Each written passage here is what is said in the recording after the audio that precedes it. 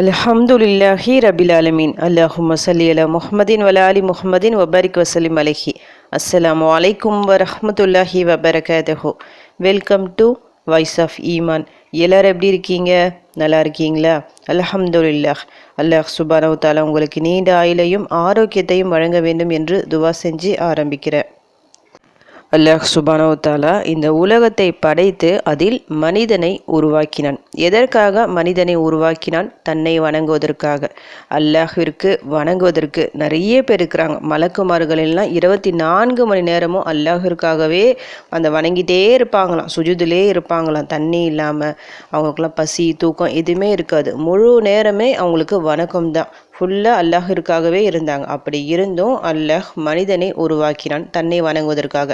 அவனுக்கு தூக்கத்தை தந்தான், பசி தாகம் எல்லாமே இருக்குது. எல்லாத்துக்கும் அவனுக்கு டைமையும் கொடுத்து ஒரு 5 வேளை மட்டும் தன்னை வணங்கணும், 5 வேளை கரெக்டாக அந்த குறித்த நேரத்தில் தொழணும் சொல்லிட்டு ஒரு கடமையான ஒரு விஷயம் இருக்குது.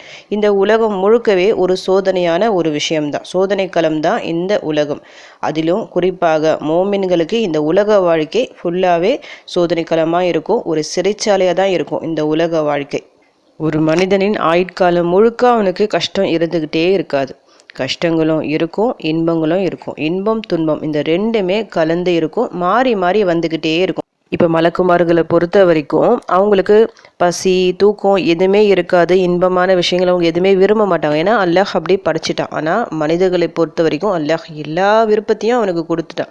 இந்த உலகத்தை பொறுத்த வரைக்கும் ஃபுல்லாக அவனுக்கு வசமாக்கி தந்துட்டான். எல்லா விஷயங்களும் இருக்கு, அவன் ஆசைப்பட்ட எல்லாமே கிடைச்சிரும்.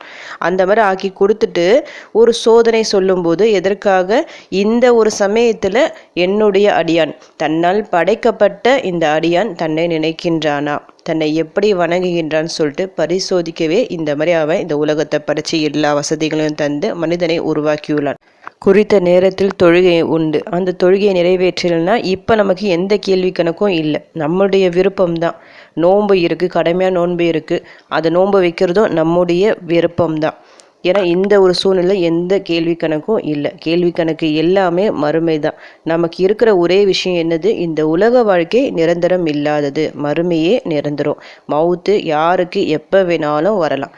இப்போ நம்ம மவுத்தானா கூட அல்லாஹ் கிட்ட என்ன பதில் சொல்ல போகிறோம், அந்த ஒரு பயம் இருக்கணும். அந்த ஒரு பயம் வந்துட்டாலே அந்த 5 நேர தொழுகை நமக்கு சுலபமாகிவிடும், பாரமாக இருக்கவே இருக்காது. கடமையான ஒவ்வொரு விஷயங்களும் நம்ம பார்த்து பார்த்து செய்வோம். நமக்கு முன்னாடி ஹராமான விஷயங்கள் இருந்தாலும், அதுக்கு பிடிச்ச விஷயங்களாக இருந்தாலும் நமக்கு பிடித்ததாக இருக்கும், ஆனால் ஹராமாக இருக்கும். அல்லாஹிற்காக பயந்து எல்லாத்தையும் விட்டுடுவோம். அந்த மாதிரி இருக்கின்ற மனிதனுக்கு தான் இந்த உலகத்திலையும் அவனை விரும்பிய வாழ்க்கை, நிம்மதியான வாழ்க்கையை அல்லாஹ் நிச்சயமாக தருவான். மறுமையிலையும் சொர்க்கத்தை தருவான். அதனால் எந்த நிலையிலும் அல்லாஹ்வை பயந்து வாழும் ஒரு மனிதனாக நாம் இருக்கணும். சோதனையை கண்டு என்றைக்குமே பயப்படக்கூடாது. நிச்சயமாக சோதனைகள் கஷ்டங்கள் நம்முடைய வாழ்க்கையில் வந்து கொண்டே தான் இருக்கும். அல்லாஹ் மேலும் மேலும் சோதிச்சுட்டே இருப்பான். சோதனை மாதிரி தண்டனையும் உண்டு. நாம் ஏதாவது தவறுகள் செஞ்சிட்டா அதன் காரணமாக அல்லாஹ் நம்மை தண்டிக்கவும் செய்வான். இப்போ ஏதாவது ஒரு கஷ்டம் நமக்கு வருது, இது அல்லாஹ்வின் சோதனை தான் சொல்லிட்டு நம்ம சாதாரணமாக அதை கடந்து போயிடக்கூடாது. ஒன்று அல்லாஹ்வின் சோதனையாகவும் இருக்கலாம், அப்படி இல்லைன்னா அவனின் தண்டனையாகவும் இருக்கலாம். அப்படி இருக்கும்போது நம்ம என்ன செய்யணும்? அதிகமாக இஸ்திக்ஃபார் செய்ய வேண்டும். ஒரு விஷயம், அதாவது ஒரு கஷ்டம் வருது, அது சோதனையா இல்லை தண்டனையா எப்படி கண்டுபிடிக்கணும்னா அதனுடைய முடிவை பார்த்து தான். ஆரம்பத்தில் நமக்கு தெரியாது. அதனுடைய முடிவு நல்லா நமக்கு சிறப்பாக நமக்கு அழகாக இருந்துச்சுன்னா அது சோதனை, நமக்கு கெடுதலாக இருந்துச்சுன்னா அது தண்டனை. அது முன்கூட்டியே நாம் தவிர்க்கணும்னா நாம் அதிகமாக இஸ்திக்ஃபார் செஞ்சுக்கிட்டே இருக்கணும். ஒவ்வொரு நாளும் நம்மளால் முடிஞ்ச அளவுக்கு பாவ மன்னிப்பு கேட்டுக்கொண்டே இருக்கணும். பாவ மன்னிப்பு கேட்காம அந்த நாளை நம்ம கடந்து போயிடக்கூடாது. நபி ஸல்லல்லாஹு அலைஹி வஸல்லம் அவர்கள் யார்? முன்பின் பாவங்கள் மன்னிக்கப்பட்டவர்கள். ஒரு நாளில் 100 முறைக்கும் அதிகமான எண்ணிக்கையில் அவங்க தௌபா செய்வாங்களாம். நைட்டு ஃபுல்லாக கால் வலிக்கிற அளவுக்கு தன்னுடைய பாதங்கள் வீங்கும் அளவிற்கு அல்லாஹ்வை நின்று தொழுவார்களாம். அவர்கள் நினச்சா அப்படிலாம் செய்யாமே இருந்திருக்கலாம். அப்படி செய்யலைனா கூட அவங்க இறை தூதர், அவங்களுக்கு சொல்லிட்டு சிறப்பு இருக்குது, அவங்களுக்கு சொர்க்கம் தான், எந்த கேள்வி கணக்கும் இல்லை.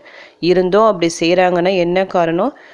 தன்னுடைய ரப்புக்கு ஒரு நன்றியுள்ள அடியானாக இருக்க வேண்டும் என்ற ஒரு காரணத்துக்காக அப்படி செய்கிறாங்க. அப்போது நாமெல்லாம் ஒரு நாளைக்கு எத்தனை முறை இஸ்திக்ஃபார் செய்யணும்னு பார்த்துக்குங்க. ரொம்பலாம் உங்களுக்கு டைம் இல்லை, என்னால் முடியலன்னா குறைஞ்சது ஒரு 100 முறை ஏதாவது ஒரு வேலை கணக்கு வச்சுக்கிட்டு 100 முறை இஸ்திக்ஃபார் செய்யுங்க.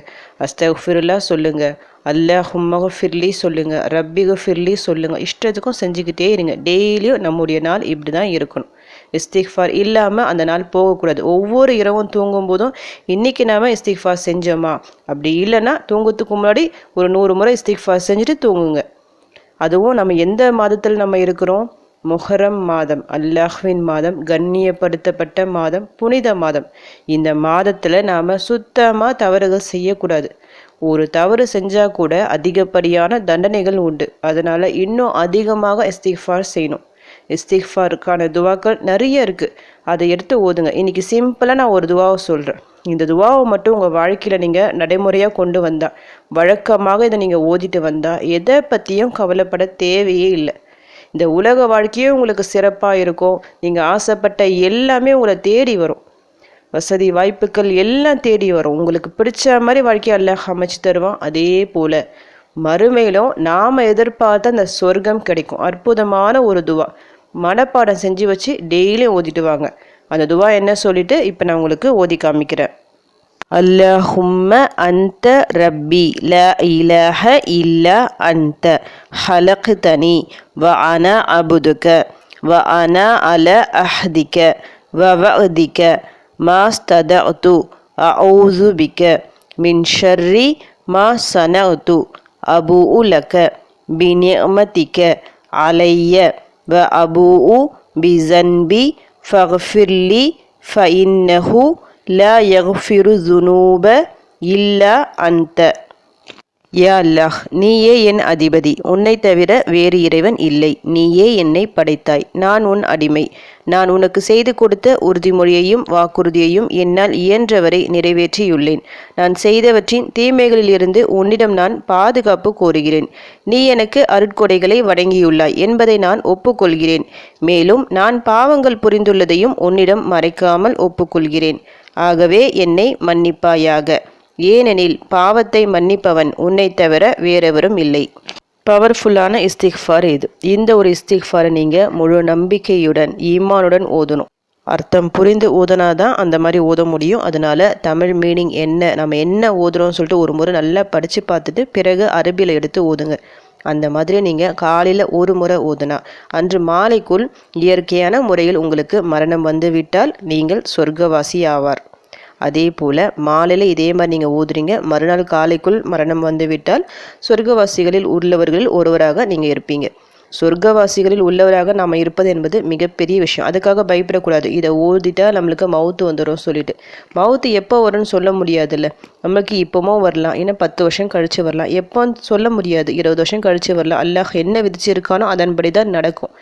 அப்படி நடக்கும்போது தொடர்ந்து இந்த துவாவை நம்ம ஓதிக்கொண்டே வரும்போது நமக்கு மரணம் அந்த நேரத்தில் வந்துட்டால் நமக்கு சொர்க்கம் கிடச்சிரும். மனசார உளமாற நீங்கள் இதை ஓதும்போது சொர்க்கம் அவ்வளோ சீக்கிரம் கிடைக்காது. சொர்க்கத்தை பற்றி ஹதீஸ் நீங்கள் கேள்விப்பட்டிருக்கீங்களே, சிரமங்களால் சூழப்பட்டுள்ளது தான் சொர்க்கம். அப்படிப்பட்ட சொர்க்கமே நமக்கு கிடைக்கும்போது இந்த உலக வாழ்க்கையில் ரொம்ப சாதாரணம். இந்த உலக இன்பங்களை அல்லாஹ் சாதாரணமாக நமக்கு தந்துடுவான். நம்ம ஆசைப்பட்ட வாழ்க்கை எல்லாத்தையும் வாரி தந்துடுவான். இதை நீங்கள் தொடர்ந்து ஓதிட்டு வரும்போது தலை சிறந்த இஸ்திக்ஃபார் இது, சையதுல் இஸ்திக்ஃபார் அப்படின்னு சொல்கிறாங்க. அதற்காக தான் இவ்வளவு சிறப்பு இதுக்கு. நீங்கள் டெய்லியும் இதை ஓதிட்டு வரலாம். இப்போ எந்த மாதத்தில் இருக்கிறோம்? புனித மாதத்தில் நம்ம இருக்கிறோம். ஆண்டின் முதல் மாதத்தில் நம்ம இருக்கிறோம். இந்த முதல் மாதத்தில், புனித மாதத்தில் தலை சிறந்த இந்த இஸ்திக்ஃபாரை ஓதுனா இன்னும் சிறப்பாக இருக்கும். இன்று முதல் ஓத ஆரம்பிங்க. உங்களுக்கு மனப்பாடமாக தெரியலனா பார்த்து ஓதுங்க. ஆரம்பத்தில் பார்த்து ஓதுங்க. டெய்லியும் ஓத ஓத உங்களுக்கு ஆட்டோமேட்டிக்காக மனப்பாடம் ஆகிடும். அப்புறம் தானாக உங்களுக்கு ஓத வந்துடும். ஆனால் அவசியம் ஓதி வச்சுக்கிங்க. டெய்லியும் ஓதிட்டு வாங்க. இன்ஷா அல்லாஹ் உங்களுடைய கஷ்டங்கள் பிரச்சனைகள் எல்லாமே தீரும்.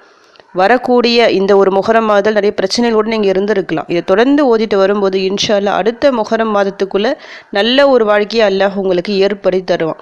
ஏன்னா டெய்லியும் நம்ம இஸ்திக்ஃபார் செஞ்சு கொண்டே இருக்கும்போது நிச்சயமாக அல்லாஹ் நம்மை சோதிக்க மாட்டான், கஷ்டப்படுத்த மாட்டான். சோதனை வந்தாலும் அதிலிருந்து எளிதாக வெளியே வந்துடலாம். அதற்கான வழியை அல்லாஹ் காமிப்பான். மனசார ஓதுங்க. இன்ஷா அல்லாஹ் உங்கள் வாழ்க்கை மாற்றத்திற்கு இந்த சின்ன ஒரு துவா காரணமாக இருக்கும். உங்கள் கஷ்டங்கள் பிரச்சனைகள் எல்லாம் நீங்கினோம். நீங்கள் அறிந்தோ அறியாமலோ செய்த பாவங்கள் எல்லாவற்றையும் அல்லாஹ் மன்னித்து உங்கள் மீதும் உங்கள் குடும்பத்தார் மீதும் அருள் புரியணும் சொல்லிட்டு உங்களுக்காக நானும் துவா செஞ்சுக்கிறேன். எனக்காகவும் என் குடும்பத்திற்காகவும் நீங்களும் துவா செஞ்சுக்கிங்க. அல்ஹம்துலில்லாஹ். இந்த வீடியோ உங்கள் எல்லாருக்கும் யூஸ்ஃபுல்லாக வந்துக்கும்னு நினைக்கிறேன். நீங்கள் தெரிஞ்ச இந்த விஷயத்தை மற்றவங்களுக்கும் எத்தி வைங்க. இதன் மூலம் அவர்களும் பலனடையலாம். இன்ஷா அல்லாஹ் அடுத்த பதிவில் சந்திக்கலாம். ஜஸக்கல்லாஹு கைரன் கசீரா. அஸ்ஸலாமு அலைக்கும் வரஹ்மத்துல்லாஹி வபரகாத்துஹு.